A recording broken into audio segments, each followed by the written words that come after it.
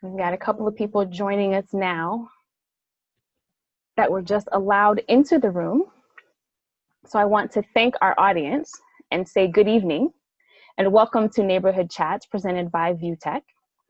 VuTech is a fairly new minority-owned business that the VuTech family is very excited. We are very excited to welcome you, our viewers, and of course our panelists for this so important discussion, talking to youth, adolescents of today about their thoughts and experiences of being Black in America today. Few housekeeping notes. We are recording this conversation both via Zoom and via Facebook Live. So if you would prefer not to be involved in the recording, please post comments, questions accordingly. And for those of you that are staying with us, help us out. Start a watch party, making sure that we're spreading this very important content across our community so that we can grow and be stronger every day. If you would love to, we invite you to visit our website at www.vutech.world. You'll see it behind me as well, to learn more about VuTech and to view the playback of this month's neighborhood chat, The Children Shall Lead Us, as well as perhaps view last month's neighborhood chat on education part 1, because there will be a part 2 next month. Also, please note that the views and opinions expressed during this conversation are those of our panelists and do not necessarily represent the views of VuTech. To be clear, Neighborhood Chats is a series of virtual conversations from members of our community that we bring together to discuss topics that impact every aspect of our lives. The aim of Neighborhood Chat is to help you, your family, our community grow and prosper during these uncertain times, but also well into the future. So, without further delay, I want to introduce our panelists, but I won't spend a whole lot of time on their bios or their introductions because I want to make sure we have more than enough time for this very important conversation. Again, what it means to be Black in America as a youth today. So in no particular order, we have joining us Ashton Washington, who is a rising 7th grader at Franklin Boys Academy in Central Florida, who's also an avid junior golfer and a clear leader in his community and in his school. Rihanna Washington, a recent high school graduate heading to Mount Holyoke in Massachusetts this fall, hoping to major in computer science. We've also got Briscoe Turner, a senior at the University of Maryland, Baltimore County, majoring in psychology and hoping to be engaged in criminal justice reform. DeAndre Grant, a sophomore architecture major from Philadelphia, who is a proven entrepreneur and an impressive young man himself. Our flow for the conversation is just that. It's a conversation. So we want to have discussions and hear from our panels, again, sharing their thoughts and opinions about what it means to be Black in America today. So I'm going to start with Ashton, and I'll ask Ashton to share with us his thoughts about what it means for him to be a 7th grader and an avid golfer in America today. Okay, so for what I think it to be a golfer now, it's like, it's starting to be easier, but like I know before, it was like a predominantly white sport. So now there's more Black people starting to get into the game, and especially where I am, there's a lot of Black golfers around me. So I feel that makes me more comfortable wanting to achieve my goals in life because I'm around Black people at the golf course that I go to. And I feel that Black racism or systemic racism against Black people is wrong, and the people that are being injured and killed by law enforcement, I think that they need to have some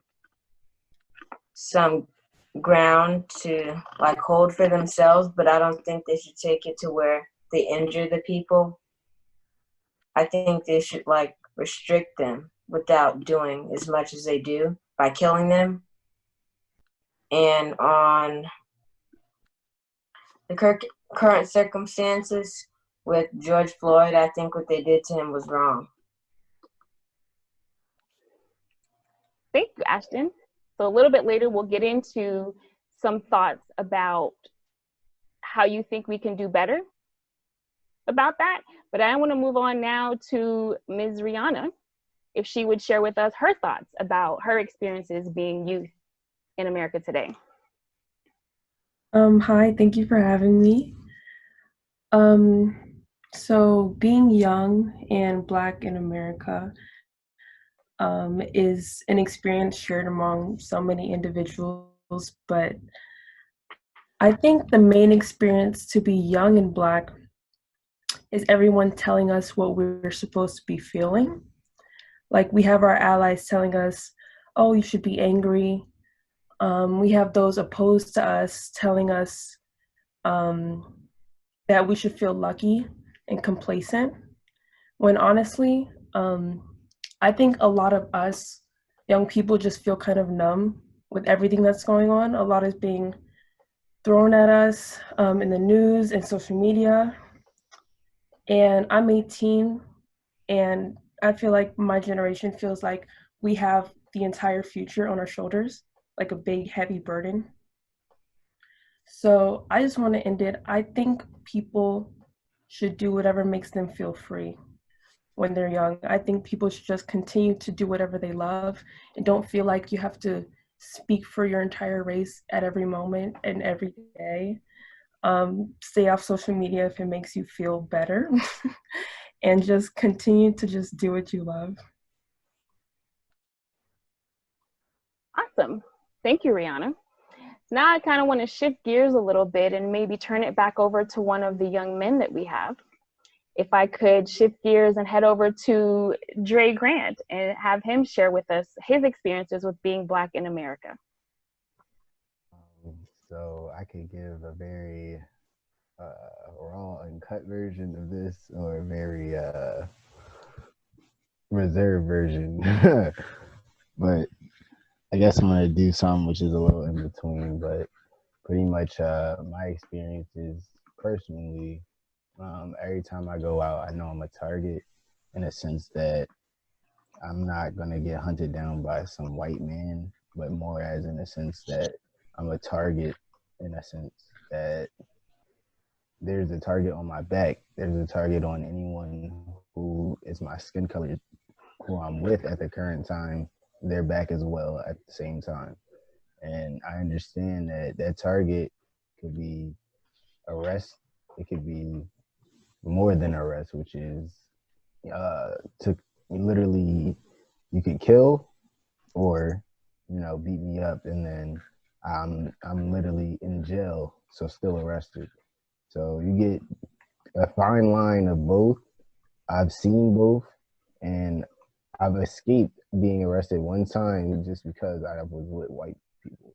And I say escape like that in quotes, but I know for a fact if I was not with 3 white girls at the time, because we were all young teenagers, we would have been probably like in serious trouble. But since we were with them, we were considered, kids or whatever. But in the eyes of them, when you're all alone, or if it's a group of Black people, it's just not the same. So I just understand that you have to move differently, you have to act accordingly, and you have to literally strive to be better in every sense. That you can't just be a normal individual anymore. You have to be phenomenal. So whatever you choose to do, you have to excel in that craft to the utmost potential that you have.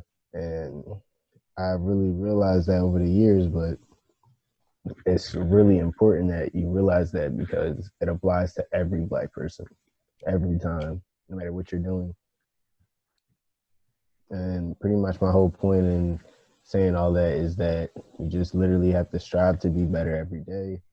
Therefore, you know that when the test comes, you're prepared. Because I know how to act when I'm pulled over versus how to, I'm not going to act obnoxious and then record it and maybe anger the policemen even more than they are just to prove a point. I'm literally just going to act accordingly, meaning if they tell me to do something, I'm going to literally comply and act like I heard them, no matter if I like it or not, just because it's reality of the situation. You have to really understand that it's more than just what you may be pulled over for at the time. It's your life on the line. It's you going home to see your family on the line. It's a lot of things on the line just because you're Black. So you're a target, and you have to understand that. Yeah, I mean, that's part of what the reality of being Black in America is right now today for a lot of people, is purely because of what people see on the outside, our skin color. Perhaps there is some preconceived notions that are made of us simply because of the color of our skin. So I'm going to now ask Briscoe Turner to share with us a little bit about her thoughts regarding that. Yes, I think that's a very loaded question because I feel like there's a lot of different things that go through my mind when I think about being Black in America. But one, I love being Black. I love the culture and history, but it's also traumatizing dealing with a lot of the racism in the United States, especially now. I think it's a traumatization because the death of George Floyd, the murder of George Floyd is not necessarily new to a lot of Black people. This is the type of things that happen often, but right now it's kind of like in everyone's faces and everyone's kind of waking up to it now. Some people are not so much, but I think you have to do a lot of self-care to find joy in like being Black when all of this is happening. But also I think in terms of being a youth right now, I'm in the process of learning and relearning things because the education system I think is not the best, and there's a lot of gaps and a lot of revisionist history. So I'm in the process of like folding things back and really learning the truth about my history, about the country's history. And I'm kind of at a point where I'm thinking, so what do I do with it? What do I do next with this information? How do I help my people? How do I move forward? Like, what am I gonna dedicate my life to?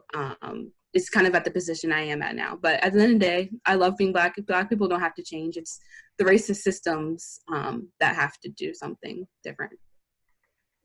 Awesome. I absolutely agree. You know, we're living in precarious times, and we have the opportunity, as you've said, and as Dre said, we have the opportunity to really show how phenomenal we are and how phenomenal we can be. And if I could now pull Sage Mills into the conversation, who is also joining us. Sage is a college graduate and is a professional photographer and freelance artist. If you would share with us, please, Sage, your thoughts on what it means to be Black in America today. Thank you, Ms. Craft. I appreciate that, the opportunity to speak. And to answer that reality. So we're at a state right now where I feel like a lot of people are at unrest. And what's really fascinating about it is that we've kind of been at this point for a while or before, but now more than ever, media moves so quickly that everybody sees everything in an instant. So George Floyd's murder, for example, was another example of police brutality in America and police blatantly getting away with what they'd like to do, their personal agenda. But, you know, that happens, and that's been happening. What's the positive side of it, if there is one, is the fact that media moves so quickly and people aren't going to let something like that just happen and not be publicized and like almost exploited. But it should be, because this is an issue that needed light shed on it. I think that's a reflection of a lot of the systemic racism that is really just weaved right into our justice system and weaved into the way that a lot of, like, I want to say law enforcement, but white people in general think. I don't want to be super daunting because it's really easy to hold your head down in these times and really just be like, you know, another day of the same struggle. I was feeling what DeAndre was saying about being a Black man in America and then thinking about who you're with and if you'll get by. I definitely been out with my white friends, or been with some white friends at the beach relative to being with some Black friends at the beach, which I was last week. And I got to, like, we're the only people on this beach in Hollandale, only Black people on this beach in Hollandale. There's a bunch of families around. And you just get stared at as if maybe, like, I don't know, who you're with is potentially going to do something. But a lot of it just deeply embedded in the way that white and Black people think. Like white people think this about black people, and black people think certain things about black people, and white people think certain things about white people. But it seems like it's not so much negative once it's like white people don't, I don't know, I'm not white, I can't say, but it seems like white people think less negative stuff about themselves, and black people tend to think more negative things about other black people. I don't know if that's true. Also generalization, but just from my personal experience. I feel like a lot of our work will be in making sure that we're always empowering the next black person. That's how we really start to build this foundation of, generational paradigm shifts amongst black people. So down the line, like our kids regard black people completely different. And it just comes by supporting black-owned businesses, supporting your homeboy in doing whatever he's doing, making sure that in an opportunity where you could have said something that maybe wasn't the most positive, you supported it instead, or you gave it constructive criticism. Because like what I see being an artist, being a creative, I see white people try to come into this industry, the creative industry, that they see amongst black people. And that's famously the thing. That's what the music industry is built off of. No industry, well, not no, but a bunch of industry execs are these older white guys that have grabbed some black people who are really good at music and locked them in with these unrealistic deals, for example. But labels like QC, for example, which is that's the label that Migos is on and City Girls are on. That's a black-owned label. So that gives black people the opportunity to put money back into their communities, back into their pockets. So instead of Lil Baby signing to Blank and making them this, he signed to QC and making them that. Like, I just feel like little things, like little simple things that we can do to support each other turn into bigger efforts. So like the signing of an artist is obviously a bigger effort, but the small things, like just talking to your homeboy about how you could better do something, be more constructive, give more love instead of hate is also really powerful. I don't want to talk your ear off, but I will say, I'm gonna just say this. I don't know. I'm a big black man. I'm 6'3". When I'm out, you see me. And I feel like what Ashton was saying, I've been a golfer before. I've been the only black person on the golf course before. I know what that felt like. I feel like now more than ever, when I'm going out to Publix, when I'm going out to Winn-Dixie, and it's a bunch of white people, I feel less like a soul, like a lone soldier. It starts to feel like all this media and all these things about holding white people accountable, not no neutral about being racist or not. It's either you're anti-racist or you're racist. You can't be in the middle. That's really making a lot of white people be like, I actually do or don't hate black people. Like, I feel like we all are a little bit, we have our prejudices, we can't help them. But a big part of it is questioning what you really are prejudiced about, and weighing that with your personal values and seeing, what type of person you really are, and staying that. Because I feel like more white people are more welcoming to me, more social than ever, and it's COVID-19. We all got masks on, but we're still like, they say smile with your eyes, like that vibe. Like, I'm getting more of that. And I just appreciate it. I'm not used to that. I'm used to being that black guy. So it feels pretty good. So what I'm hearing a lot of you all mentioning experiences of being Black in America as a youth right now means never forgetting that you're Black. So what comes to mind for me is, how far have we gone? How far have we come since the civil rights era? Since some of us, our grandparents, for some of us, our parents even, were experiencing segregation. Mm. Is it that we're having these experiences in a nuanced way, if you will? And a side note, for those who aren't Floridians or perhaps live in Georgia, the Publix and Winn-Dixie that Sage mentioned are grocery stores, just for context purposes. Okay. And so I'm interested to know, and I'm going to throw this to Briscoe first. I'm interested to know about your interactions over the last 2 to 3 months. What have your interactions been with non-Black people?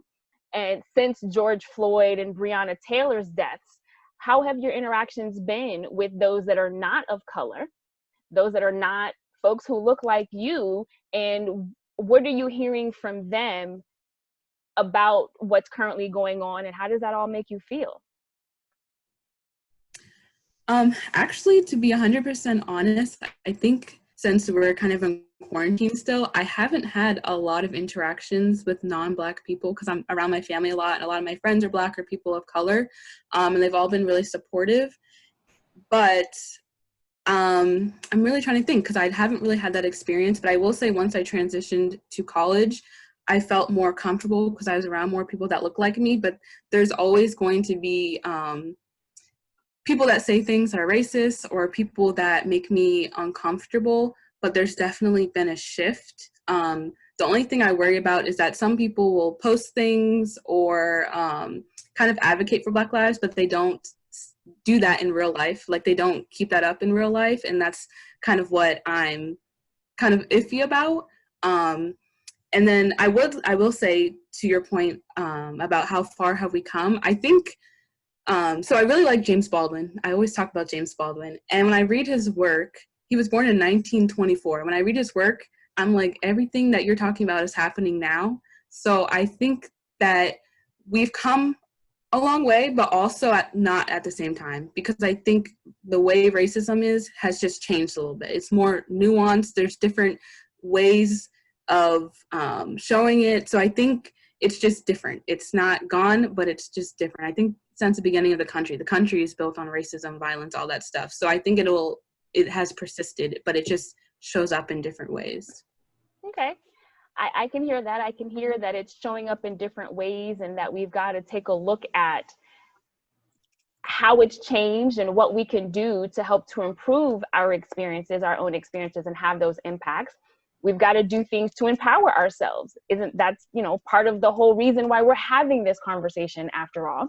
So I also want to ask Ashton about his experiences since we've been in the quarantine and since the deaths of George Floyd and Breonna Taylor. What have your experiences been with any non-Black peers of yours in the last couple of months?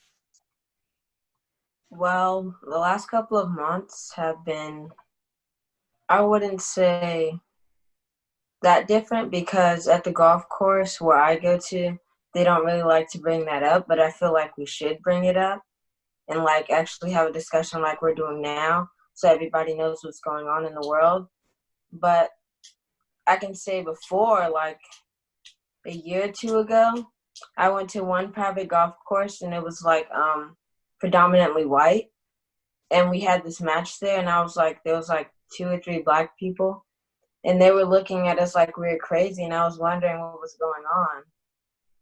And it was really weird for me. And then I had to talk with my mom afterwards when we were leaving, and she was telling me about racism. That's when I finally started to get it, that we are supposed to be equal, but that's not the really way the law is set for us.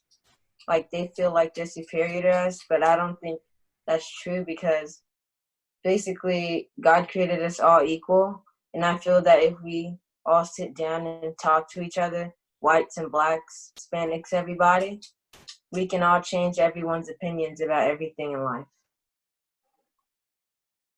Such important points, Ashton. Thank you so much for sharing those points, because I agree with you. It is absolutely important for us to know that we can change our views and change our perspectives on other people by clearly making the choice to change our perspectives on other folks. So I'm going to throw it to Dre now, and I'm going to ask Dre a similar question, because I do know that he does happen to get out and about in Philadelphia. So what have been your experiences with non-Blacks during the last couple of months, George Floyd, Breonna Taylor, and coronavirus? So pretty much without a doubt, I've probably only had interactions with probably maybe like 1 or 2 white people, but a lot of non-Black people I've had interactions with will be like the Latino community, like in the poppy stores, pretty much. Because I'll go to the store sometimes for my grandfather and get him some cake or trash bags, whatever he might need in the house. And pretty much my interactions with them is they're either standing up with us or pretty much just giving a cold shoulder and knowing about it, but like not really like saying anything about it. So they'll either do 1 or 2 things, is either acknowledge it or just pretty much blatantly say that, is going on. However, it's not affecting us. So we have our own struggles. So, I mean, those are the two only attitudes I've gotten. But a lot of them have been really positive, at least in my community. A lot of the Latino communities here are trying to support and stand with us and like protest with us. So it's pretty heartwarming, I guess, in a sense to think about that, to know just that within our communities of different people of color, at least they're standing with us for the most part. For pretty much with the white people that I've pretty much know of, like a lot of people, because I live here in the suburbs, they're either with it, like I said, but a lot of people could be with it here and then behind closed doors, a different demon. So it's definitely that aspect when it's like white people and not people of color. Because like I said, people of color, they might not acknowledge it, but they're not gonna like low key be behind closed doors super racist, and that's what you will get from white people at least. However, I haven't had any altercations or anything too out of the ordinary, thank God. But Indeed. pretty much I would just say that I wouldn't, it's pretty awkward talking to any white person now, like definitely. But some people I could definitely just get through it and know like they always had a good heart and know that they stand for me. That's why I hang out with them or even know them. And then for the ones that like I just have to like have a conversation to because it's inconvenience of what's going on. Like I usually try to keep things surface level so it's not getting too deep in the first place. But I would I would hope I don't run into any altercations soon. But it's been pretty smooth so far. But I'm definitely like avoiding it in a sense. I choose definitely not to like surround myself with tons of white people at this current time. And it's definitely weird because like before I definitely would hang out with white people a lot. So it definitely has changed in a sense, but my feelings towards them, like the people I know, I just know how they are. So, I would hope that doesn't change just off of what's going on. It's really, how is their attitude towards it too? Like that's what I would like judge them off of, if anything. Excellent, excellent. I definitely heard you mentioning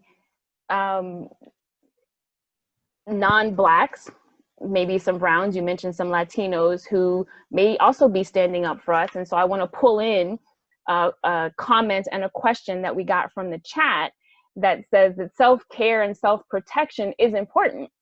So is there a responsibility to others by standing up for what's right? So Dre mentioned standing up, that some of our Latino brothers and sisters may have been standing up with us to help us, but do we have a responsibility to make sure that we are standing up for what's right? And I'm going to throw that question over to Ms. Washington.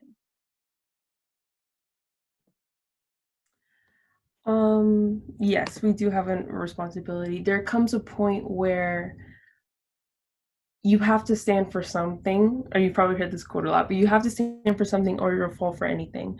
We can't be neutral anymore. Being neutral is not an option because being neutral is basically the same thing as standing for hate. So lots of my past interactions in the past 2 months with people of the non-Black community have been over social media because I have been mostly surrounded by Black people, being quarantined and everything. So yeah, those interactions have been interesting. You're seeing a lot of fake advocacy, people who feel like they have to say something or else they'll be called racist. So they post like a little Blackout Tuesday photo, or like they share like one link that they saw on someone else's social media page and they call it a day. They've done their work, for the community.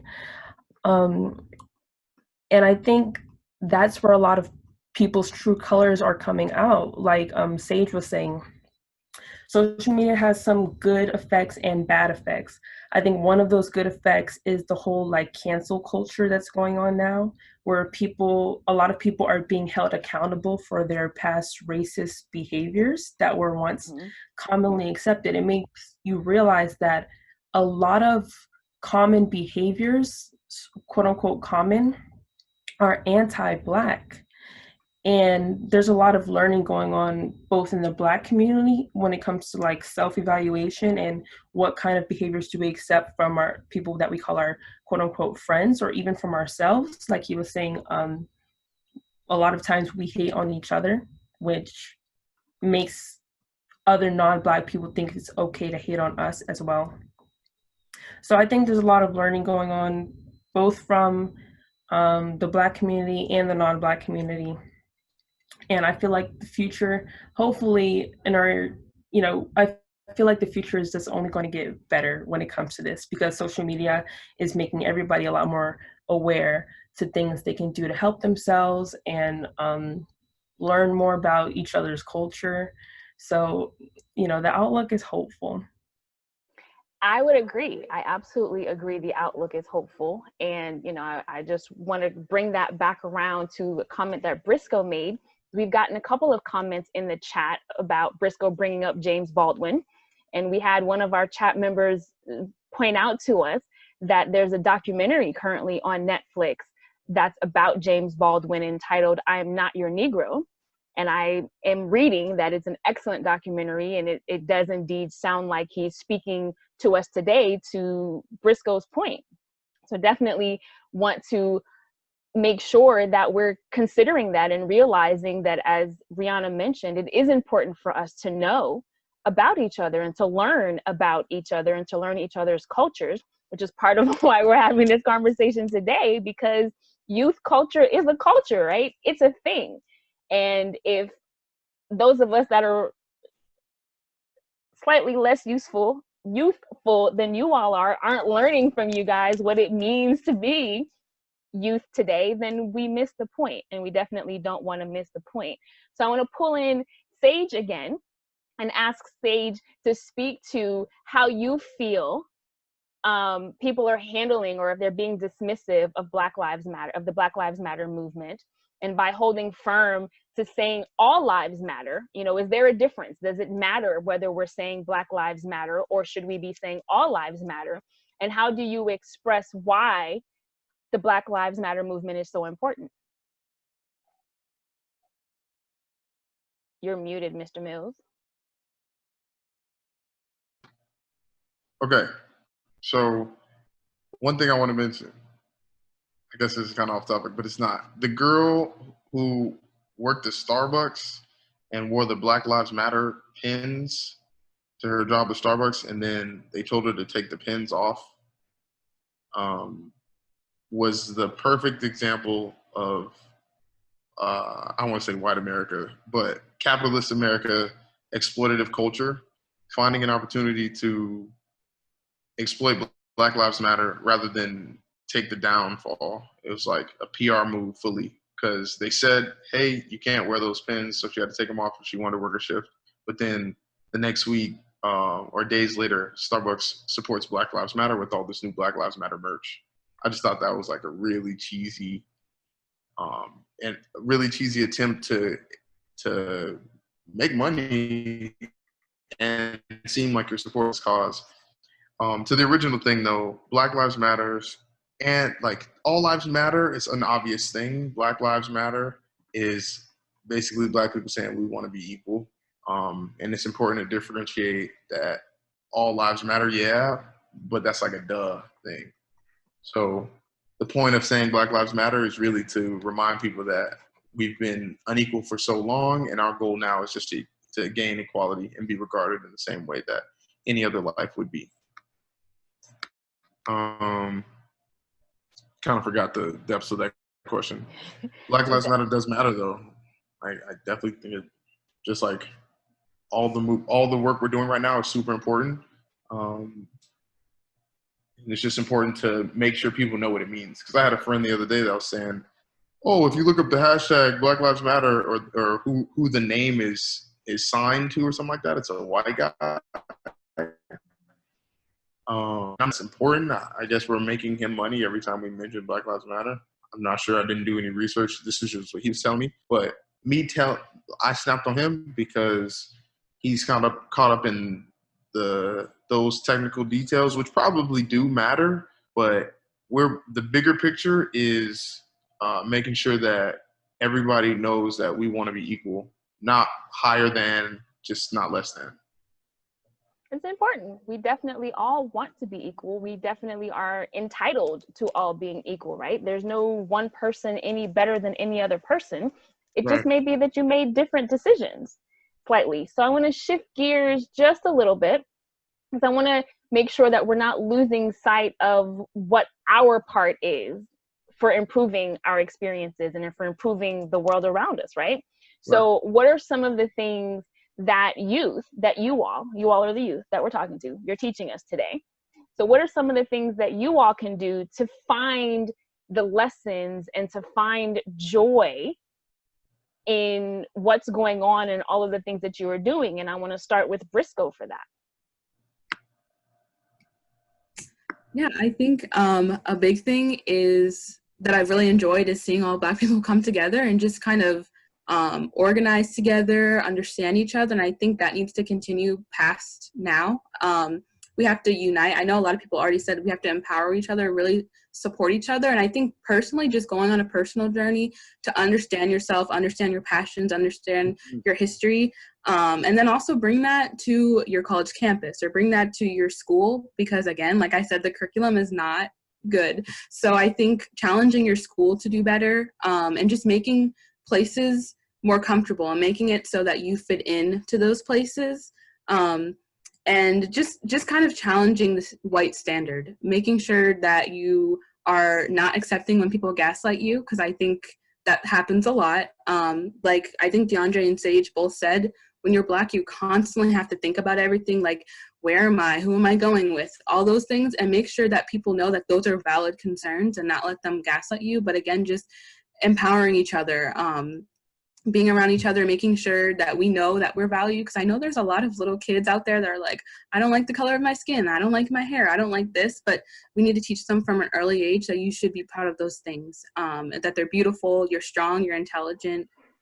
So just, like I said, just empowering people, finding joy in yourself, not letting people gaslight you, or standing firm against that. And also just the mental health piece is another part that we need to work on. Really just making sure you're doing self-maintenance, making sure that your mind is in the right place, making sure that your family members and your friends are taken care of, just holding each other accountable, and just being there for each other. So Briscoe, you're an adolescent in these times, and so I'm going to ask you to help the rest of us be clear on what it means to be gaslighted.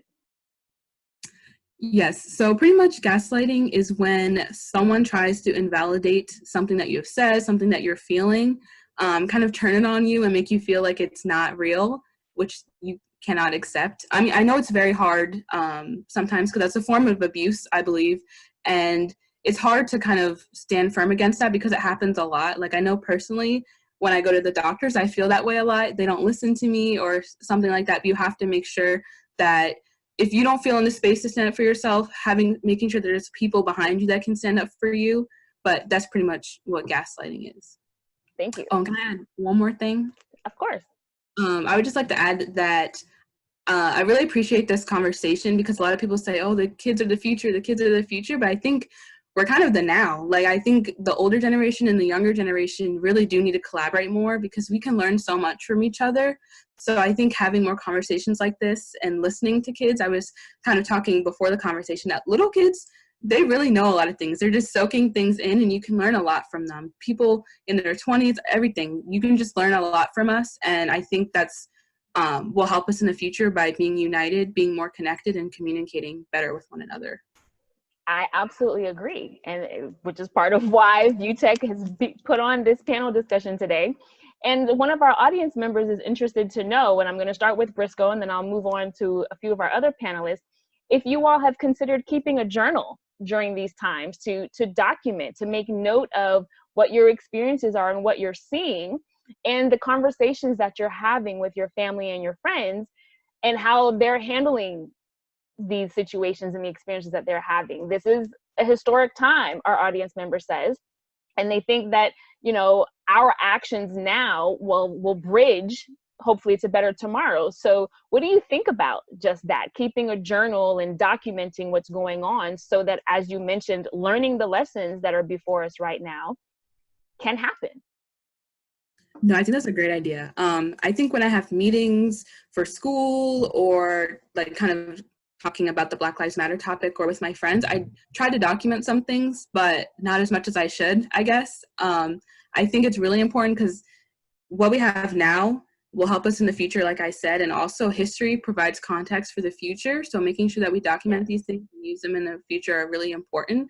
And also writing just helps you kind of release everything that you're feeling. It's a form of therapy, allowing yourself to just express how you're feeling. Personally, I like to talk out my feelings a lot with my family and my friends, but I think writing it down kind of memorializes it more. So that's a great idea, whoever mentioned that. Excellent, excellent. So I also want to bring Mr. Washington back into the conversation and ask him the similar questions. What do you think can be done to find the joy and to make sure that you're taking care of yourself during these times? And have you considered making note of what your experiences are to help you learn and to help those who come behind you learn? So I feel like when we go out to like places when all this pandemic is over, when we feel like comfortable going out, that when we're around like white people or people that aren't our certain color, that we don't change the way that we act, that we still feel the same way that we are sitting at home.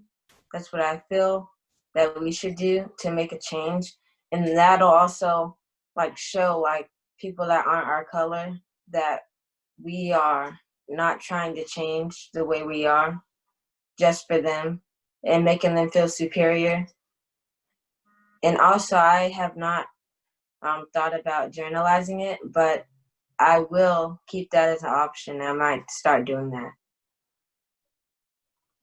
Excellent. I think that would be an excellent idea. I love that suggestion. And so I want to pull in Rihanna back into the conversation to talk to that. How can we find the joy in what's going on right now and helping to take care of ourselves? Because of course we have responsibility for ourselves, and make sure that we're learning the lessons while also engaging in self-care. Yes, so when it comes to self-care, I think that a lot of self-reflection is needed, and you might want to spend the time helping your younger people and your younger sisters, but also just to take a lot of time to yourself and reflection, meditation, prayer, whatever you need to do in order to present your best self to other people. I think that's the most important thing to do right now, because if you can't present your best self, then, you know, how can you really be a help to society? Another thing that I found really helpful this summer actually is at my camp, we were assigned like secret pals. That's kind of like a secret Santa type of thing. And giving gifts, little gifts to make other people's days feel better just made me feel so much better as an individual, because I had a really like rough and busy summer. So I think like doing little things to just help people in your community or just make your mom feel better or the people in your life right now, I think that's like an awesome way to help with your own mental health. And I just want to mention I do like a journal for self-care. Like I do the kind of like a diary, but that's a really good point that the person in the chat brought up. We should be documenting like things that are happening today, that so that later on we can read it and like, you know, think back to like, wow, I remember when we were quarantined and when all that crazy stuff was going on, and hopefully the future will be much better than it is right now. We indeed hope for better tomorrows, and that's why we're seeking to learn from you all who have amazing ideas and are our tomorrows. And as Briscoe said, you're also our todays.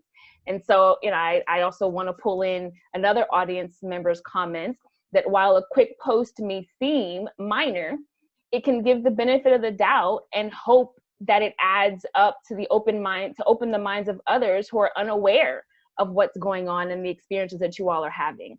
So I want to ask Dre to talk about that. What do you feel about having conversations, making posts on the internet that help to perhaps shed light on what your experiences are and how even that can help to open somebody's mind up and make for better tomorrows? So pretty much, I've seen a couple people that I know that are close post their own personal stories of what happened when they were pulled over or had interactions with a police officer.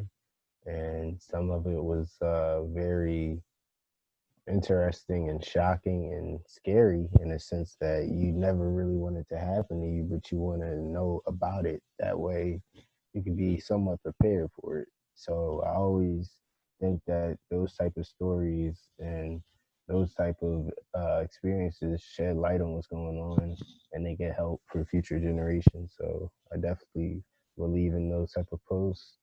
I believe that, I feel like I've seen everyone I know pretty much post, every day, petition, a link, or, just a general, a post regarding the Black Lives Matter movement.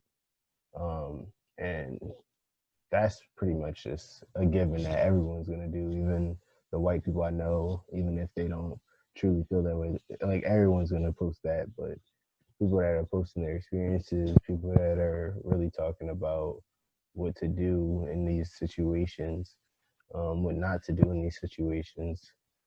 I feel like a lot of those things could really help us, because that's what's, if you look at the statistics, that's what's happening. So we need to be prepared in these situations. Definitely. We definitely need to be prepared. We definitely need to be documenting and taking note of what's going on. We need to be listening to you guys, the adolescents, the youth that are the now, that are experiencing this in a way that the rest of us couldn't, right? We couldn't, because we're not kids right now. We're not adolescents right now. So our experiences and the lens through which we're seeing what's currently going on is going to be slightly different, because our point of view is different. So we've got about 10, 15 minutes left, unless we go a little bit over. And so I want to pull in, and I want to start with Sage to talk about what you think your part is into making a better tomorrow. What's the one thing that you will commit to do to make for a better tomorrow? And what is the one thing that you will ask of the rest of us to also help to make for better tomorrows? You're on mute. With put me on, I'll say one challenge that I've taken on is getting rid of the little subtle racist things or prejudice things that I do. I mean, it's hard to get rid of all of them, and Asians in general, and how they're oppressed and the different ways that they get judged. And so I've done my little things to stop being racist towards Asians, and I'm working on not being racist towards Asians, because it seems like if it's not your struggle, that struggle is almost unreal. But that's just like a mentality of, somebody who's probably racist, because they can't really relate to what's happening.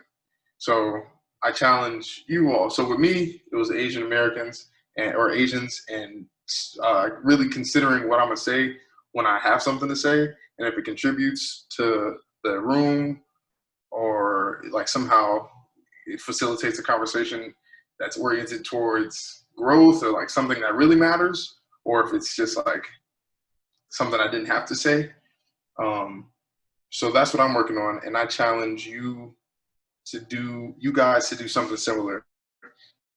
Try to, in moments where you'd be blatantly, even if it's funny, even if it's a joke, because I'm super lighthearted, chill person. So I'll end up saying something about an Asian person and not really mean it.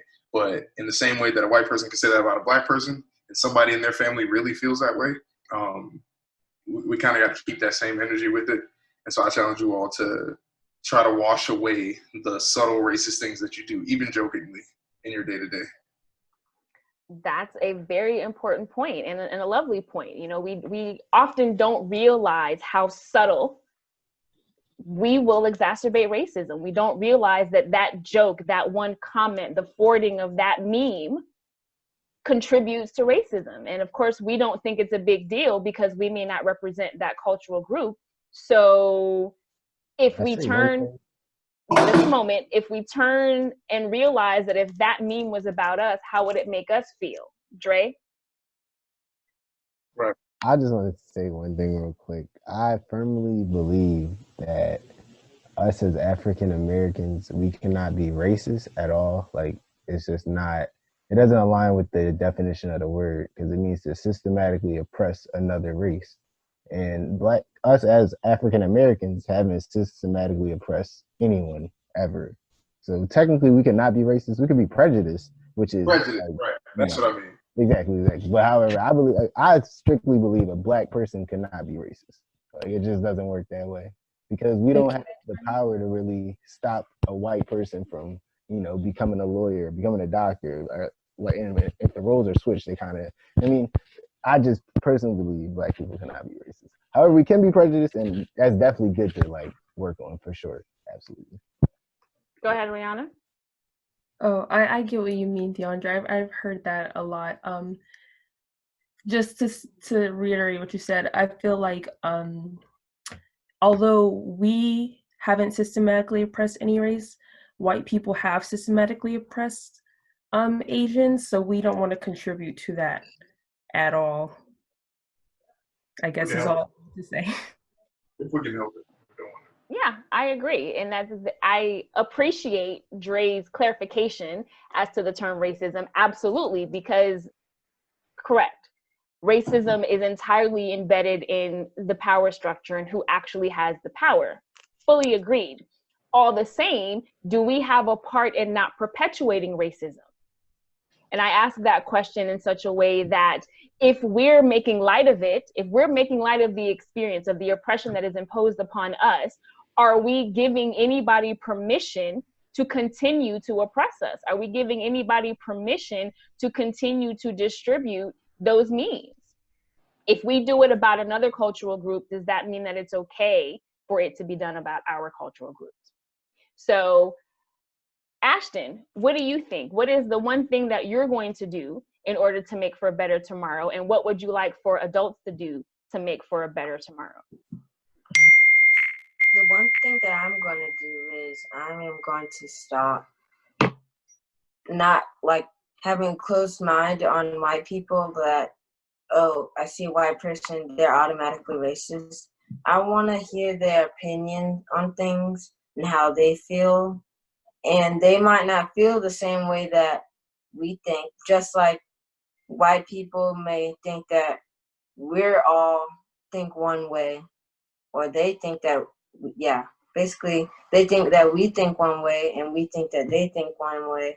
But if we listen to each other, we can understand that that's not true, because I was looking at a post yesterday, later in the evening, and one guy was talking to a Ku Klux Klan member, and at first, when he first came, he didn't know what to expect. He didn't know if he might die that day or anything. He just took the risk. He talked to the guy, and then eventually they kept going to meet each other over and over again. And then finally, that guy resigned from his place in the KKK because he finally knew that black people weren't the way that he thought it was. And his daughters basically became KKK members, and the guy that resigned got in jail, and he took the daughters to go see their dad in another state where he was in prison, and they changed too, and they resigned from the Ku Klux Klan. And basically he has changed over 200 people's lives from thinking that way. And I think that if we just listen to people, it can change, and that's what I'm going to start doing. That is excellent. I absolutely love that, Ashton. If we just open our minds and do part of what Sage mentioned, and is not to allow ourselves to contribute to the racism that we're experiencing, and it'll have a snowball effect, right? What you do has an effect on other people, and we can affect the whole world by just changing one. So with an open mind, with not contributing to hurting in any kind of way other cultures, what's the one thing, Rihanna, that you're going to do towards improving our experiences, and what do you ask us adults to do towards improving our experiences for better tomorrows? I definitely just want to do my part and encourage other youth to do their part in contributing to the conversation. You know, it's hard to speak up sometimes. It's easier to just stay in our rooms and you know, shut our ears to everything that's going on, but it's necessary. It's necessary work that needs to be done. Yeah, I wanted to mention something that Briscoe said earlier that I forgot to bring up about gaslighting. And she said that she felt that way when she went to the doctor's office. And I just thought that was so scary to feel that way. That happens to Black women so often. You go to the doctors, and that's why Black women die from birth more often than white women do, because you go to the doctors and, you know, you're in pain, and it's embedded in the medical system that they don't hear your pain as well as they hear other white women's pain. And I loved what she was saying about these necessary conversations. I feel like that's the only way to continue to have these hard conversations, because there seems to be like a gap in understanding among generations. So I feel like younger generations need to talk to more experienced generations as far as systemic racism and what we can do to change these truths. Yes, let's talk. That's what we're doing, is talking. So Dre, talk to us. Tell us, what's the one thing that you're going to do, and what do you ask us to do? So I like what Ashton said a lot, and I truly believe that that is what invokes change in the world and in any person. Because at the end of the day, all it takes to undo the racism in a person is literally for them to understand who you are and why they're scared of you. Because once they realize why they're afraid of you, they won't be afraid of you anymore. And that will really completely destroy like the root of the racism, which is why like most people or most white people or anyone who chooses to be racist is that way, is because they are afraid of the opposing race. So pretty much I think that sparking those conversations, being vocal in public in those times of need pretty much could really help, just because that one conversation could really start to could make that trickle effect happen in a person, and it won't, you know, undo everything in that one day. However, when you start the conversation, that person can then understand, and then you can even understand more about anything for yourself. So pretty much you do have to speak up more, and I think everyone, including myself, needs to do that, like, going forward. Conversing, having conversations. Let's talk more about what our experiences are and what's going on. We have an audience member who shared that maybe one thing to help educate, one thing to help us learn more about each other when we're in a place where we can gather again socially and maybe share foods from our respective cultures, and maybe even a bowl where you have everybody put in a question or whatever their questions are about a culture that they're maybe unfamiliar with, and then just start having conversations around those questions that were anonymously placed into a bowl, right? So that we can begin to learn from each other, about each other, as Dre said, as Ashton said, so that we are helping to break down the walls of racism. We're helping to break down the misinformed about our culture and about us. And so we're going to definitely continue to work towards helping to teach each other and helping to create better tomorrows. So bringing it up for the women, of course. And in the end, I want to ask Briscoe to share with us the one thing that she's going to do and to wrap up her final thoughts. Thank you. I think personally, I'm trying to do a bunch of things, educate myself, and also just kind of change the framework of the way that I think, because in this country, we're conditioned to think a certain way. Like when I say abolition, people just think of slavery. They don't think of like abolishing prisons and stuff like that. So just kind of changing that and changing the narrative and thinking of different ways to solve problems. And then I would also say for adults, like I said before, listening to children now, when someone said that at a protest, I was like, yes, that's what I've been like thinking about for so long. So it's nice to see someone say it publicly, because we just lost John Lewis, we just lost C.T. Vivian, and I feel like they had such a wealth of knowledge, and if we were more connected, that could move forward. So I think just making sure that as they're resting in peace now, that we can progress the things that they've taught us, and even listening to Angela Davis and all these people that are doing the work and have been doing the work for a long time, kind of incorporating the things that the youth are learning today and the things that are important to the youth now, or just kind of connecting each other and being unified is really important to me. Connecting, being unified, learning from each other. These are all great thoughts that we're getting from our youth, after all. And since we're at the top of the hour and you all have provided such interesting conversation, such amazing conversation and your thoughts, I want to ask each of you to share 30 seconds, if you will, of your final thoughts as we wrap up this panel discussion. And I'm going to start with Sage. I'm going to ask him to take himself off of mute. Yes. I really like what Briscoe said. She touched on some truth.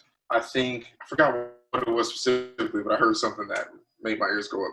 But one thing I do want to say is that let's continue to make these things conversational.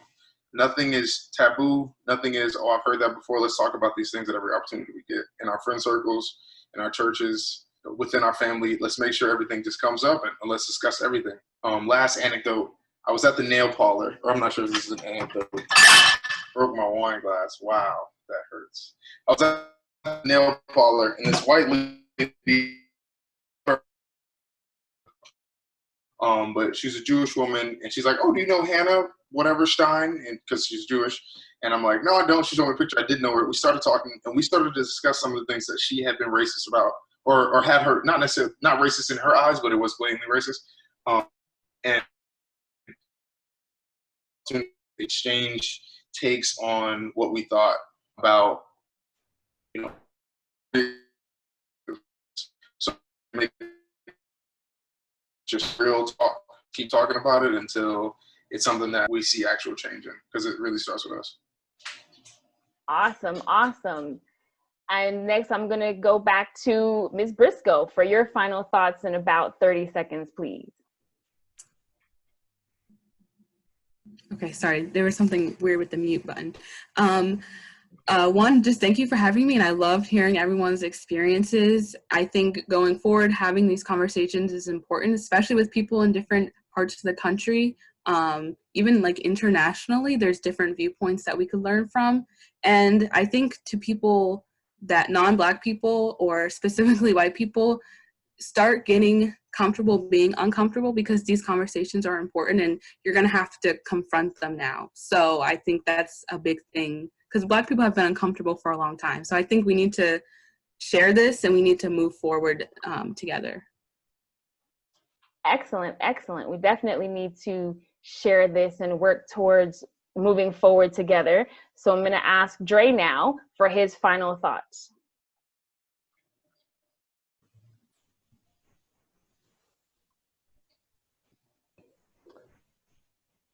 All right, my bad. So pretty much I like what everybody has been saying, and I would think that we all need to be more united going forward. However, we all really just need to help out, the closest link and the most available link, meaning in the sense that, I can't support every Black business ever, especially in a big city like Philadelphia, other people in big cities like Atlanta, LA, New York, all that, Miami, Florida, all this. These huge cities, you can't support every Black, owned thing. However, I try to support Black-owned businesses, Black-owned auto shops, Black-owned, restaurants, Black-owned, what else? I mean, it's not too many Black-owned stores, sadly, like just straight up stores, because there's a lot of poppy stores and stuff. However, I do try to support, even my friends' clothing lines, my friends' music, try to tell my girl to do certain stuff or anyways, and, pretty much everything we can to keep the money flowing in the Black community. And that's what we got to focus on. Sorry, that wasn't 30 seconds, but we definitely need to keep our cash flow in the Black community, and we need to support each other with our financials and our emotional support and our physical, the whole enchilada, everything. We just all need to unite, come together, and of course be more vocal, because these type of conversations always help. Absolutely. These conversations do help, and it is super important for us to continue to have these conversations. So, Rihanna, your final thoughts. First, I just want to thank you for having me. I really love this conversation. Thank you to all the panelists. I really loved hearing your voices. I loved Briscoe's points. I loved DeAndre, Ashton, Sage. You all had amazing points. And thank you to the people who came, because there's lots of things you could have been doing on, what's today, Wednesday, on a Wednesday evening, but you're choosing to stay here and listen to us. And I think that's the most important aspect of all this, is that, these people are here to listen to the youth. And that's really awesome. Just everyone should keep open ears, continue to have conversations that are uncomfortable, like Briscoe said, and continue to have conversations with people who aren't like you. So it's fun to have these good conversations among the Black community and among different generations, but it's even harder to have those conversations with, the white people that you work with, or the Hispanic community that you work with that may not fully support your cause, and hear their aspects as to why they don't or why they do. So I just want to stress that, and much love. I see lots of thank yous in the chat, and I'm just so glad to have been here. We absolutely have a whole lot of thank yous in the chat, to include some of our audience members mentioning just how much your opinion as youth count, and how proud and confident they feel that our future is in the hands of you all, that you all will be making sure that we're good moving into the future. And so, Ashton, I'm going to ask you for your final thoughts. I would like to thank VuTech.com for letting me have this opportunity to speak here, and all the people that have put this together, people that are watching us now. And I want to say that people think that we've come a long way, but we still have a long way to go. And I feel that white people feel that, well, we got what we wanted, like with our rights and voting and all the other things that we're fighting for. Like we got free, we were freed from slavery. They feel that like that's all we wanted. We want to feel equal as well, not just our laws are equal. Even our laws aren't even equal, really. But people think they have to change their heart for us to feel that we are a part of this country. Change your heart.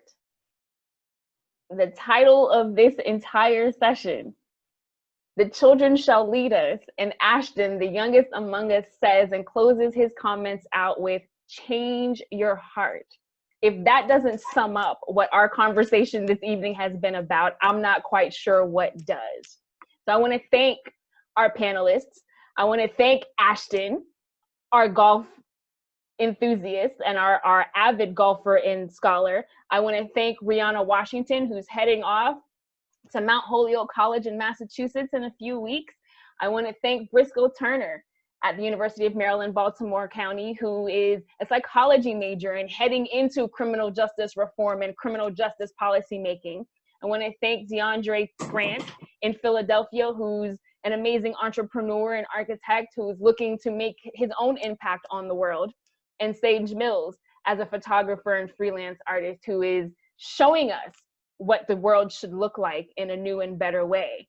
I want to thank all of the VuTech staff and family and interns that are helping us behind the scenes and making sure that all of this happens and happens smoothly. And I invite you to watch the playback of this neighborhood chat. It will be available on Facebook and on our YouTube channel, as well as our website at www.vutech.world. That's wrong. I'll fix that. It's www.vutech.world.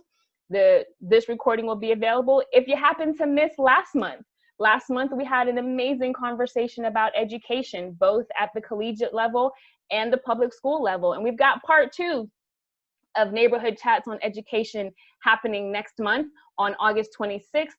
Same place, same time. The registration link will be up for that in just a few moments. And I invite you to our September neighborhood chat on voting. We will have Mark Morial, the president of the National Urban League, Jackie Collier, the president of the Democratic Women's Committee for the state of Florida, Adrian Dudley, who is an attorney in St. Thomas, the U.S. Virgin Islands, and we're also including other guests as well for our September neighborhood chat and our October neighborhood chat, a conversation on racism and immigration.